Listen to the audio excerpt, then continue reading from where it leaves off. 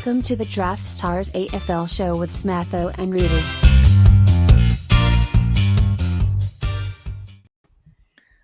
Yes, with thanks to Daily Fantasy Rankings, your number one resource for your AFL DFS and to Draftstars. This is the Draftstars AFL show with Smatho and Roody. Welcome to Semi Final week. We are not far away from the big granny. It's been a big week at Draftstars, and as Roody will tell you in a second, it's been a big week in the Roody household as well. Good evening, Roody. Unfortunately, you have to front up for another Demons game this week. Oh my God.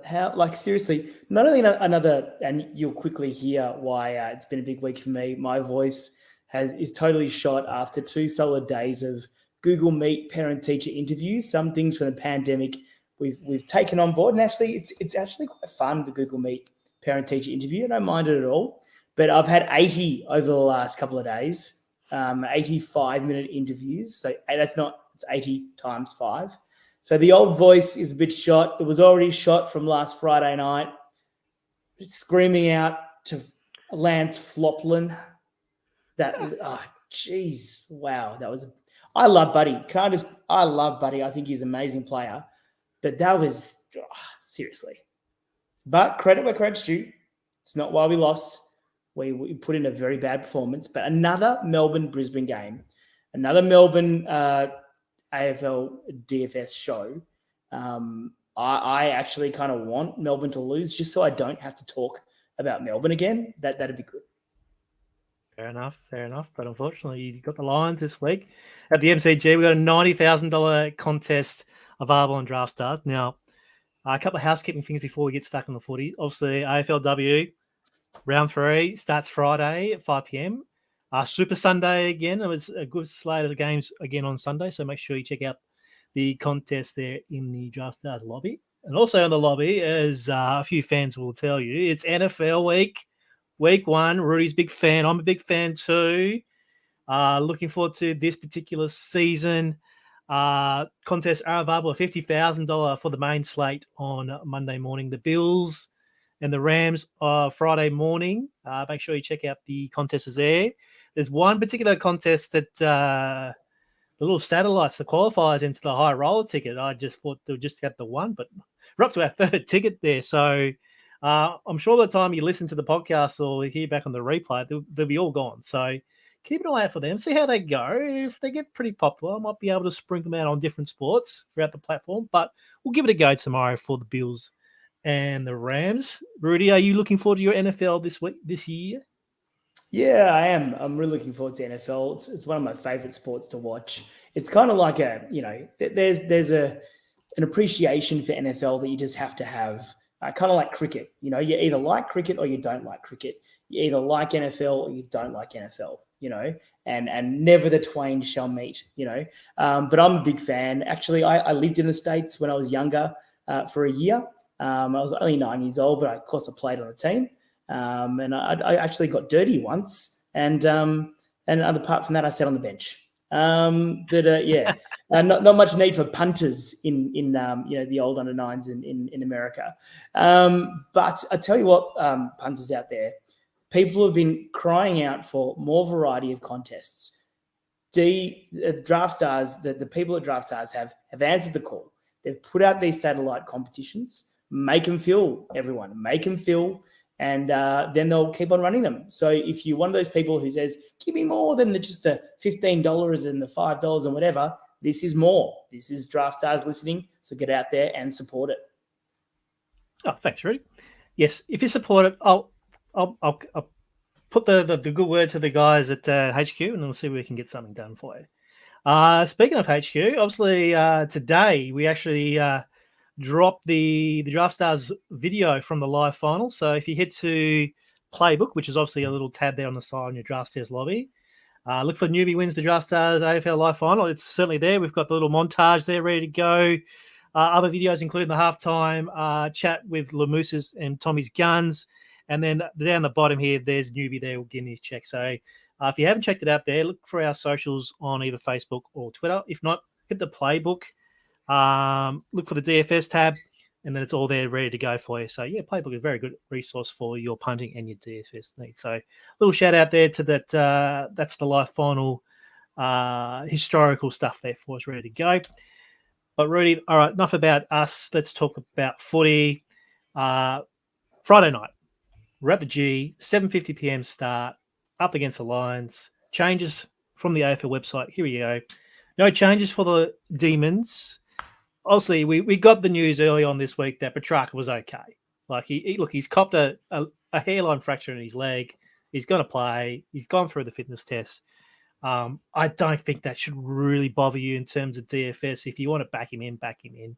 I wouldn't worry about his injury too much unless you really get kicked in the shin, which would be pretty unlucky. As for the Lions, Cam Rayner, Darcy Fort, and Noah Ainsworth are in. They've got rid of Pryor. They've got rid of Robinson. Oscar McInerney's face is being rearranged. Illness is a pretty good one there. And then also the barometer, Reece Matheson, he's also out. So I assume that either Matheson or Pryor will be the sub, considering those two played last week. Tell me about these changes in terms of fantasy for the Lions. Darcy Fort's probably the biggest one out of the lot here. Yeah, definitely. I think they're all pretty noteworthy, and all three of those inclusions will feature prominently in people's teams. Oh, my God. Let me clear the old throat there, mate. And get me a packet of silvers from people who remember that ad. They're all fantasy relevant. Darcy Fort, of course, is the really big one. But we'll talk about him in more detail when we get to the Rucks, the first position we usually analyse. But then Cam Rayner and backman Noah Ainsworth, they're all going to be fantasy relevant changes. There's lots to talk about. We'll say that for later in the show. But just quickly on Melbourne's lack of changes, I would love to know what the record is for the least amount of total team changes in a season, because I reckon Melbourne would have broken it this year. And that's fine when you're doing well, but Melbourne hasn't really been playing that well. How Jake Melksham, oh my God. Part of this voice is Jake Melksham's fault. How he's still in the team, I have no idea. My boy JVR, Jacob Van Rooyen, I would have loved to have seen them roll the dice with him. Petrarca, really interesting. Apparently, they were more concerned about the corked thigh that he had, or corked calf, rather than the broken leg. Two separate incidents in which that happened. I love it. Goodwin says Petrarca's 100% fit, apart from the broken leg. Technically he's got a broken leg, but he's 100% fit. Let's. Are there any stats to look at? I feel like we've done this matchup so many times, Smatho, but let's roll through the stats on DFR just one more time. Yeah, sure thing. Let me bring up the DFR stats here. So I've started here at the Rucks. Obviously, we saw here Sydney last week gave up a lot of points to Max Gawn. Max Gawn looks like a great play for the Demons, whereas down here in Brisbane, they're 90 in the last 5. So I would say that gives a bit of the green light to Max Gawn if you're feeling a bit 50-50 in terms of his matchup. Don't forget about it in the forwards. I think we're just going to be scraping for a score from forwards from both sides. For the mids, look, the Swans went to town last week. A lot of multiple 100-plus scores. So that obviously premium mids in the last 5 is 105. So that's one you probably want to look at. Brisbane, kind of being a bit stingy. Obviously, they had Richmond last week as well, who are not a great fantasy scoring team. So probably, a slight edge there to Lions mids, I guess. And then as for the backs, we have talked about Melbourne's back line all year, but the trend's been going away from it. So I would say it's a bit of a more neutral matchup, although Jake Law did have 120 points last week, getting what he wanted there. So there are a couple of things you should look at. Obviously, a green light for Gawn for the Rucks, but I'm going to put it to you straight away here, Rudy, that with Darcy Fort at a cheap price on Draftstars, the double ruck stack is almost a green light to play.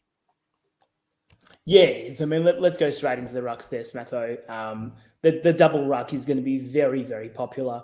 Very popular play tonight. Darcy Fort delved into the records of Darcy Fort's past matchups. He's only played against Melbourne once, and that was back when he was in Geelong colours. And that day he actually did solo against Max Gawn, right? So he soloed with a bit of help from Asava back in those days. and he got a 66, right? Now, Max Gawn in that day had an absolute day out, had 144 Dream Team points, fantasy points, sorry.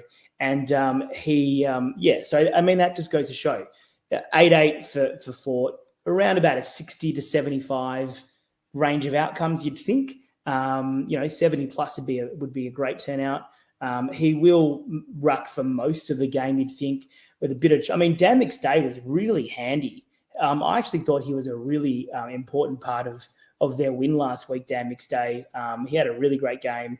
Obviously, it was a play that, a lot of people made just to keep the price down, and then turned out to be the play because of the injury to McInerney. So don't discount McStay. But he obviously Fort will play the main role. And that, of course, opens the door for Maxi to have a massive day. As a Melbourne supporter, I'm kind of sick of this Max Gawn, Luke Jackson sharing arrangement. Just bloody give Maxi the keys to the ruck already. I'm done with it. Jackson's really dropped off in form. Fantasy point scoring, he's always thereabouts with a 60 or a 70. Last time they played in the MCG, Maxi didn't play, so just beware of that 125 from Luke Jackson if you are chasing historical scores, because that may not be the play you think it is. So in answer to your question, Smatho, 100%, the double ruck Fort to Max Gawn is definitely on. I don't mind. I'll either be doing that or I'll be doing Fort by himself and then looking to get one of those extra midfielders in. Just a reminder that last time these two teams played, I think there were only 2 or 3 scores above 100, and the winning lineups were low. The winning lineups were around the low to mid 8s, I think. I think it was around 830, 820. So again, people will be drawn to the studs, but be smart out there, punters. So Darcy Fort for me is a lock of the week. Okay. Now I want to give you a little bit of a shout out to Daniel McStay. Obviously, you were on one side of the fence saying you shouldn't do it, but then obviously you ended up in your team of the week, and then lo and behold, Oscar McInerney goes down with a rearranged face, and he pops up for 111. What's happening with McStay? Is he going back to his role that he's intended to do, or is he going to give Darcy Fort a bit of a chop out here? I would have thought that McInerney and Ford are fairly interchangeable there, Smatho.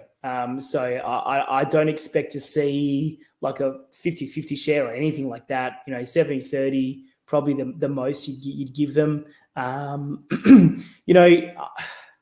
You'd definitely start with Ford, even though Melbourne do this thing where Jackson takes the first centre bounce.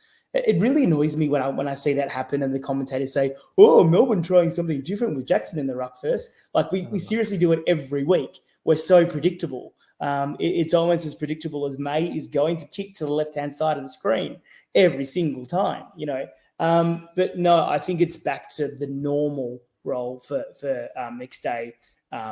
Even though he was, consider this, right? If they were interested in running McStay as a real ruckman, then surely bring in Tom Fullerton to play as the forward, and then it's McStay to run as that Jeremy Finlayson style ruckman, and Fullerton to come in, who is listed as an emergency. So they're clearly, because they haven't done that, I think clearly they're going to go with Fort as their main ruck. I don't think, it'll be a 70-30 at most. Yeah, so if you're looking at the screen right now, that 111, you can pretty much safely ignore, unless circumstances happen again. Fort goes down, and then it's the Daniel McStay show. But, the chances of that, slim, but it can happen. But his ownership will be the least out of those 4 selections. Let's move on to defenders. Angus Brayshaw leads this lot at 14,620. Quite a significant drop down to Stephen Mayo, who's been building. His price has been building, 12,190. The prices for the Lions backline have plummeted, with Daniel Rich now at 11,880. Keaton Coleman at 11,590. Starcevic at 10,4. And then Noah Answorth, your 4th best Lions player there at 8,820. In between them, Christian Salem, 11,680. Again, that's another price that will suck a few in. Only a 52 last week, but obviously 104 and 99 the week before that. So, Rudy, from the top. Angus Brayshaw, defender, mid available 14,006, only a 68 last week. Surely a bounce back here from Angus. Yeah, I mean, that was his worst game of the season by far. You know that Melbourne's doing badly when even Brayshaw doesn't do well because he's kind of our one player who just gives his all 100% of the time. So I will have a bit of Angus Brayshaw. Don't mind the price at all. Love the role at the moment as well. The only, I suppose, thing that I'm considering with his role is in the past, Harms, the last time they played against each other at the G, Harms did run with Neil. Now, whether they do that again, firstly, can we just say, how is Harms playing? Like he flattened a bloke last week. How that was only a fine. Like I know he technically caught him only in the chest and then he slipped upwards. But to the naked eye, that looked like it was 2 weeks easy, Anyway, so that maybe makes me reconsider Brayshaw's role.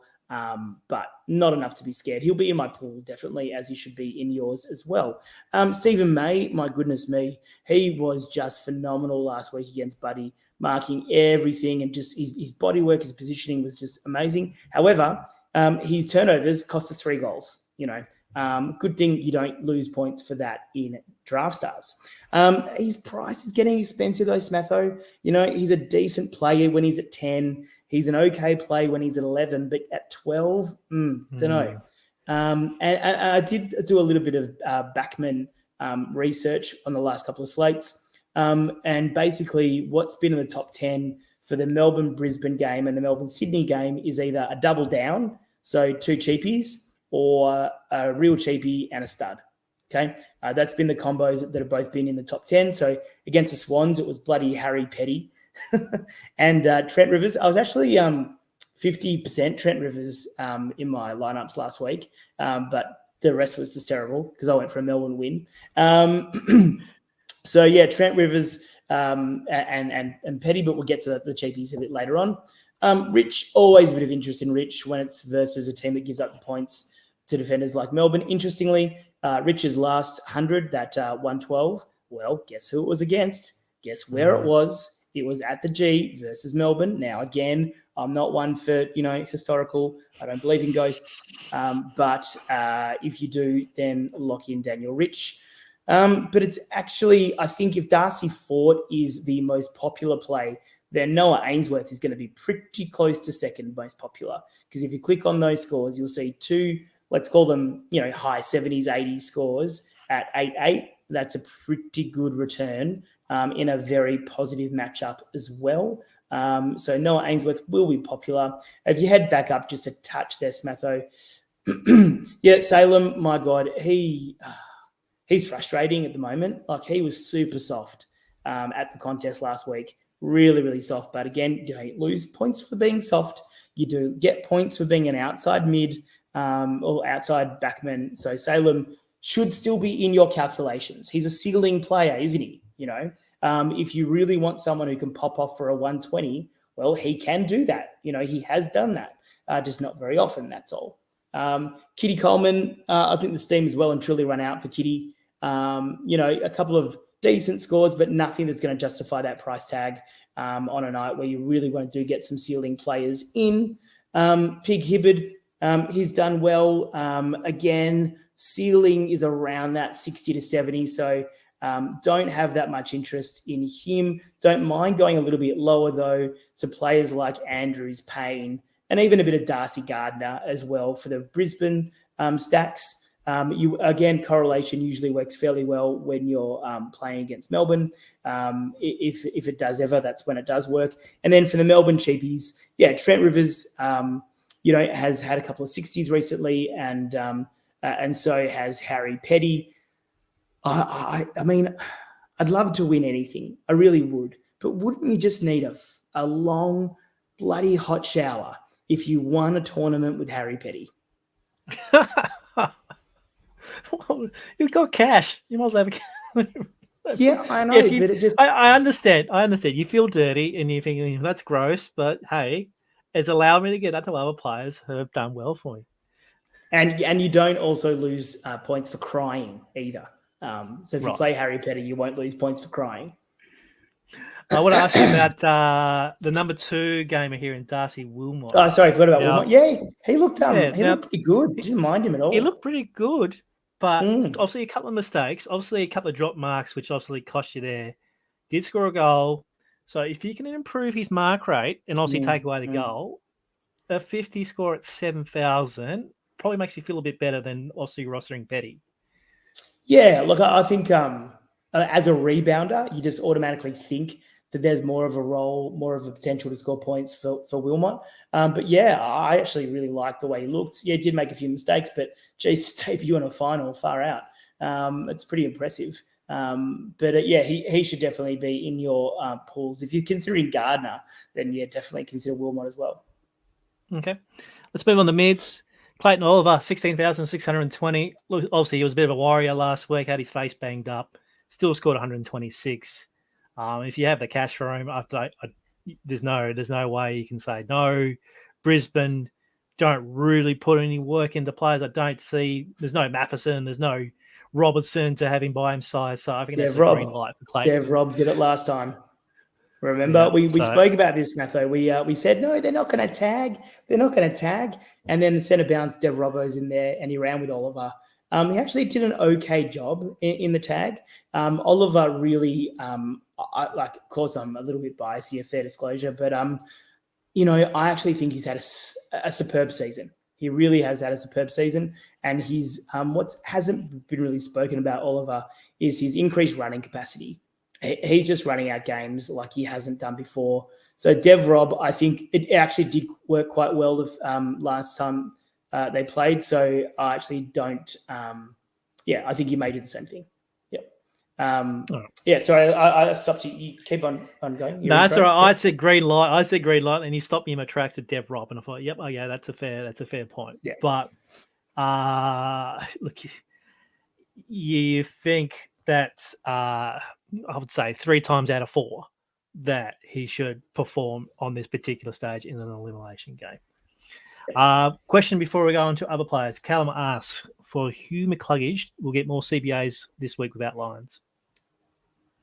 Do you want to bring up the CBA data for us, Smatho, just so we don't talk out of our backsides? We actually are always verified by what the data says. Look, McCluggage, the main on-ballers for this game should be Neil, Zorko, mixture then of McClug, Dev Rob, if he tags. I believe that Dev Rob had the lion's share. Pun intended.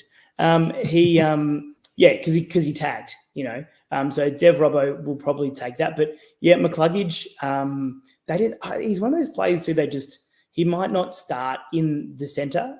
He'll probably still start on a wing, but then it's going to come into the middle on those secondary contests. But they give him license to do what he wants, skulks around half back, but then has the running capacity to run up the ground as well. So CBAs or no CBAs, McCluggage is definitely someone I want exposure to, just with the lack of bona fide star Brisbane midfielders around. Yeah.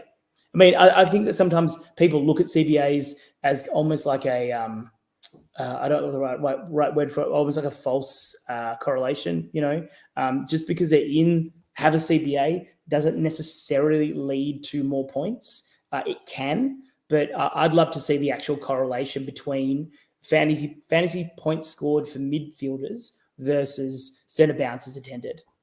I don't think it'd be as high as people think. All right, fair enough. In saying that, as you asked for me, Rudy, obviously Dev Rob had over 60% CBAs last week in that tagging role. McCluggage just under 60%. A bit of an uptick in Zach Bailey. He was around 20%, and Dane Zorko was up to 37%, which is probably around his second highest for the year. So yeah. So you'll go also the Neil, McCluggage, and then a combination of Dev Rob, Zorko, Zach Bailey, and then obviously the rest in Ruckman and things like that. Yeah, but also don't forget Cam Rayner comes in this week as well. So Rayner was getting a little bit of CBA work. So I reckon Bailey will be the one to drop back out, because I think that Cam Rayner is definitely more explosive, more damaging as that 4th or 5th mid to come in. So I think, Zorko's, it's going to be fun, isn't it? It's going to be real fun watching, if Langdon said what he said and then Zorko, like it's gonna be fun. It's gonna be real fun. Yeah. Sorry, Langdon's comments about Collingwood. Sorry, my bad. Yeah. No, it's all right. So thoughts on McCluggage. He's actually 16,150, which is a price that's pretty steep, considering he's only had two. Look, the 76 there. I think that's a fair price. But it means you have to have a decision over Oliver and McCluggage, and you usually think you have Oliver over McCluggage. Yeah, I mean, look, if you think about this, there are, probably 5 or 6 players who have true slate breaking potential here, and McCluggage is one of them. If he has, like I've said this repeatedly on the show before when we talk about Brisbane, the thing about McCluggage to go totally nuclear is that he does need 2 or 3 goals to boost that score. But let's be honest, so do most midfielders, So no, definitely in your pools. And look, if you go double down in the back line and Darcy Ford and fairly cheap in the forward line, you can do a Stars and Scrubs that actually has pretty good scoring potential. So anyway, let's move on. Okay. Down the list. Oh, you go. Yeah, let's whip through the list here. So Jack Viney here at 15,190. He still has that dud game from the week before affecting his form there. So obviously the box scorers won't click on his name. Lachie Neale, fantastic game last week, but only 107 fantasy points, 25 handballs in that, which is obviously a pretty high number there. Only the 3 tackles. If he starts to get a little bit more cuddly and starts to kick a bit more, I think that's just a fantastic price to get through it at 14,000. Christian Petrarca, as I mentioned before, I wouldn't worry about his injuries as much at 14,600. Obviously, he is a slate breaker as well.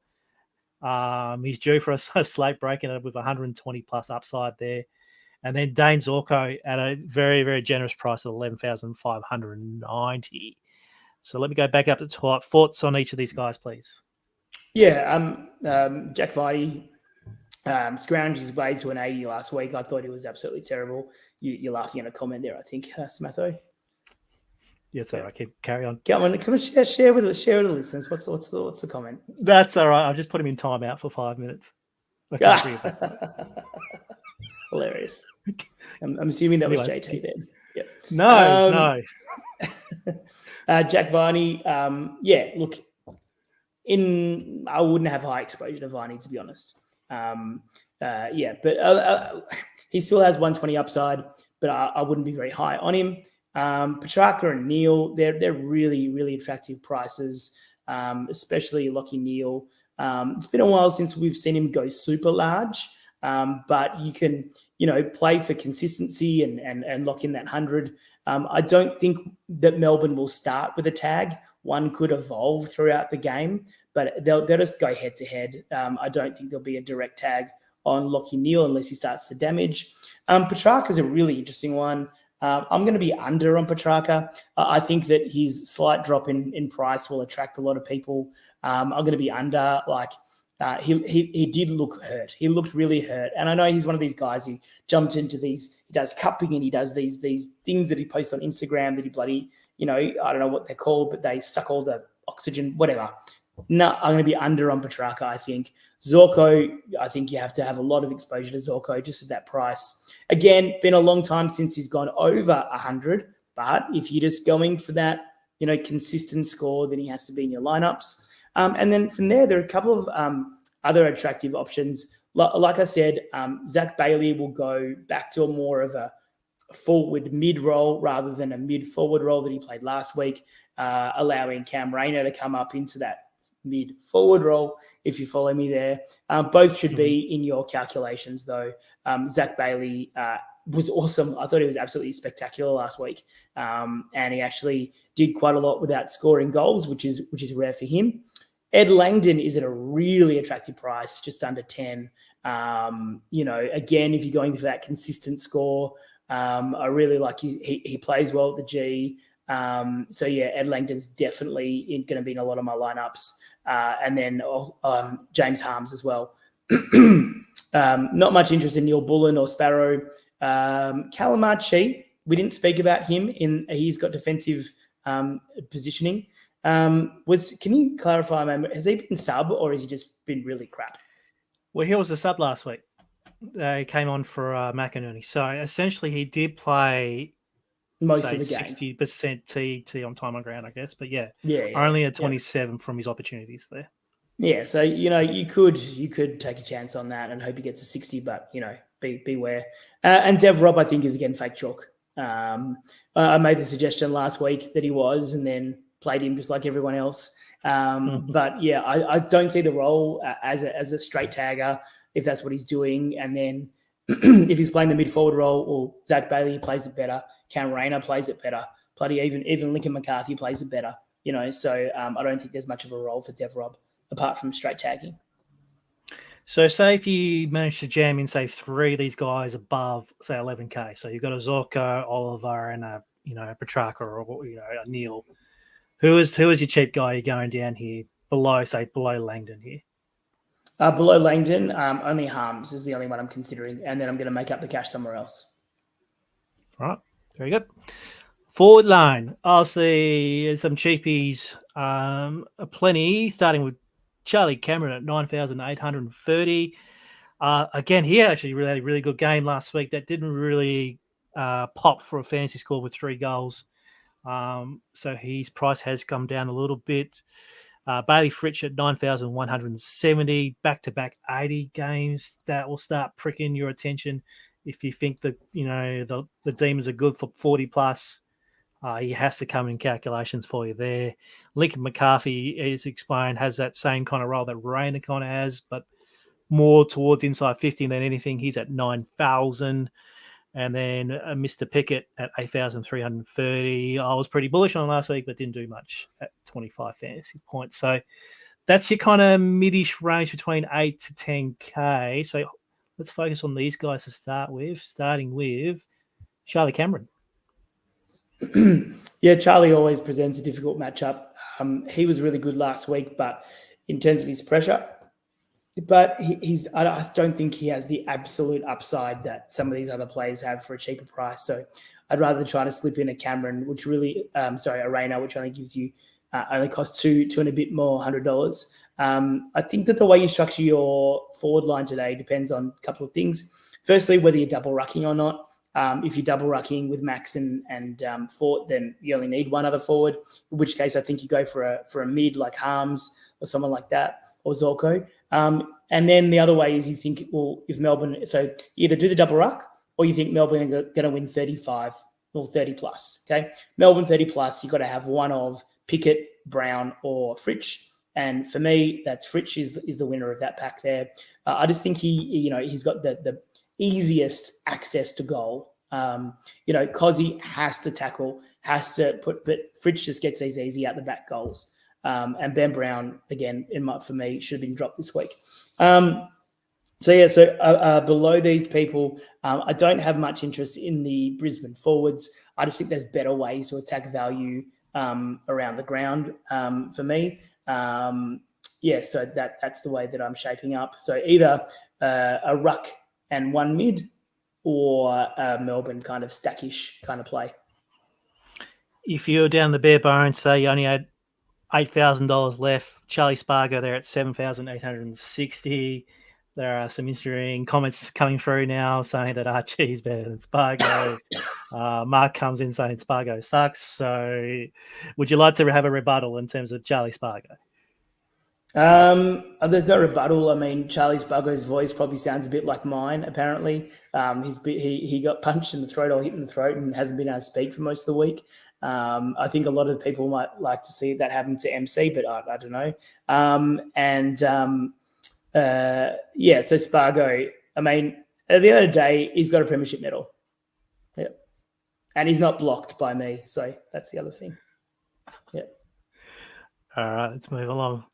Joe Danaher obviously kicked the winning goal last week, 7,570. If you are going to go that Brisbane, they're going to win. Joe Danaher is going to tear it up at 7.5. You might have to include him. Ben Brown at 7,330.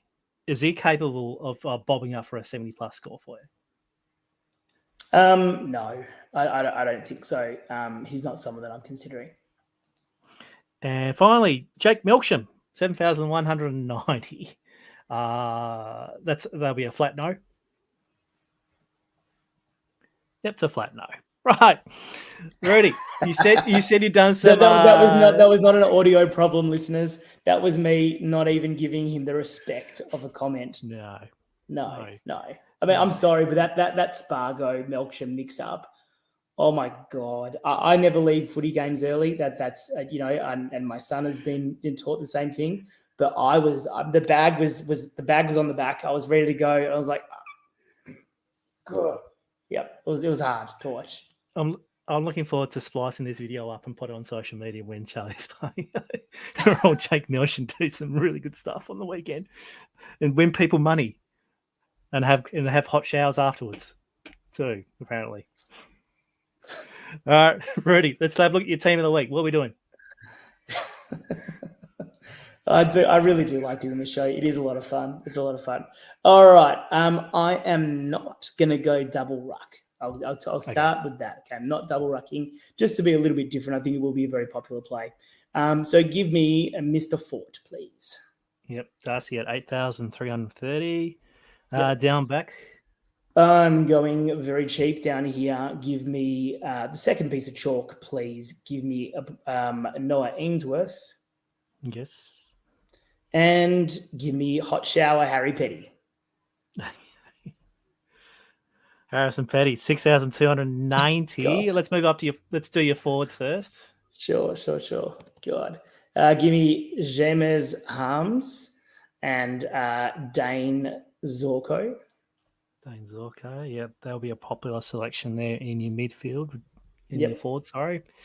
That leaves just under 14,000 per player. Yep. Give me Ed Langdon firstly. Yes. And then I'll take Neil. I'll take Brownlow medalist Clayton Oliver. Yes.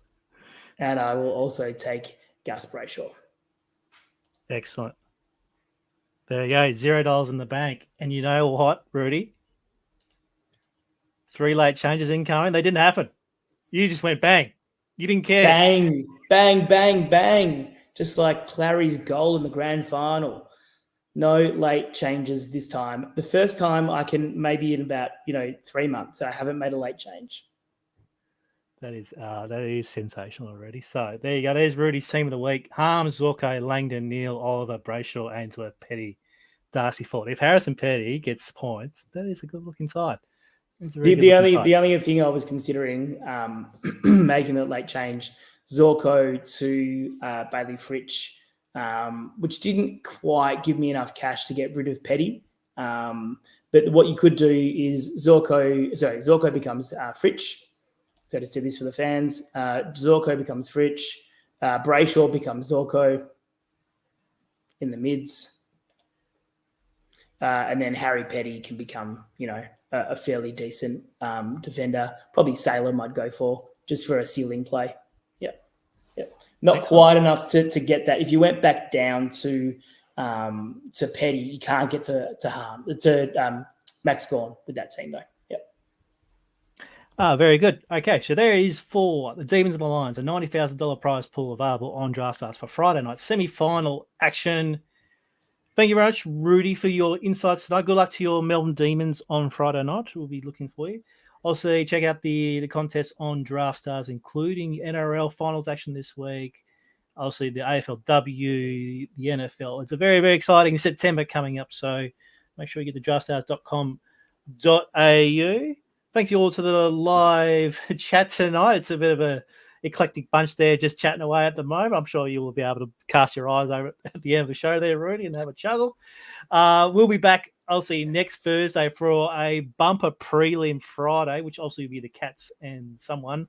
So I'm looking forward to that. Thank you for all the podcasts and the replay viewers. Leave a like on the way out. Subscribe to the DFR channel if you haven't done so. And good luck to everyone. And we'll see you next week. Thanks, Rudy. Thanks, mate. See you next week. See you later.